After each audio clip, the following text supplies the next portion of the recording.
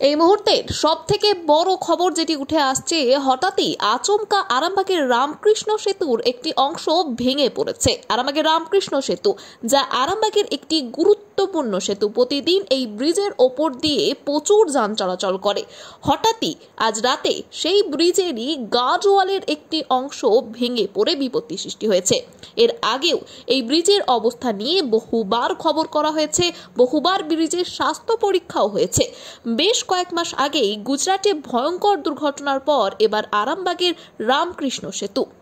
পরবর্তীতে যদিও ঘটনাস্থলে এসে পৌঁছয় আরামবাগ থানার পুলিশ এবং যে জায়গাটি ভেঙে গিয়েছে সেখানে ব্যারিকেড দেওয়ার কাজ চলছে।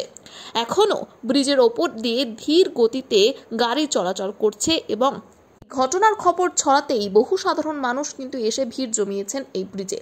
এ বিষয়ে আরো কি জানা যাচ্ছে দেখুন বিস্তারিত। 24 আওয়ার্স আরামবাগ রিপোর্ট। আরামবাগ যাওয়ার পথে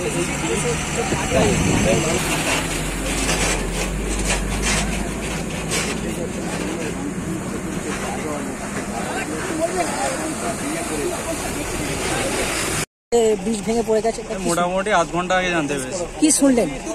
দেখলাম যে এখানে ব্রিজটা ভেঙে পড়ে গেছে। আমি রাত্রেবেলা কাজ থেকে বাড়ি যাচ্ছিলাম, আচ্ছা, দেখলাম ব্রিজটা ভেঙে পড়ে আছে। কি পুলিশ এসছে? হ্যাঁ, পুলিশ এসছে সঙ্গে সঙ্গে। গার্ডওয়াল দিচ্ছে লোহা? হ্যাঁ, গার্ডওয়াল দিচ্ছে এখন। কতটা আতঙ্কে রয়েছেন? এই ব্রিজ কি কতটা সুরক্ষিত বা কতটা? ব্রিজ তো মোটেই সুরক্ষিত নয় এই মুহূর্তে। এখন একই অবস্থা খারাপ ছিল, তার উপরে ভেঙে যাওয়ার পর থেকে আরো মানুষের যাতায়াত আরো খুবই কষ্ট করে পেরোতে হবে। এখন কি যান চলাচল হচ্ছে? যান চলাচল এখন পুলিশ আছে, ওনারা করছেন এখন যান চলাচল। কি নাম দাদা আপনার? আমার নাম চন্দন। কোথায় বাড়ি? কালীপুর। বললাম বলতে আমি এইমাত্র জানতে পারলাম, বাড়িতে ঢুকেছি, দিয়ে শোনা গেল যে ব্রিজ ভেঙে গেছে। কতটা আতঙ্কিত আছেন? আতঙ্কিত মানে তো খাতারনাক আতঙ্কিত।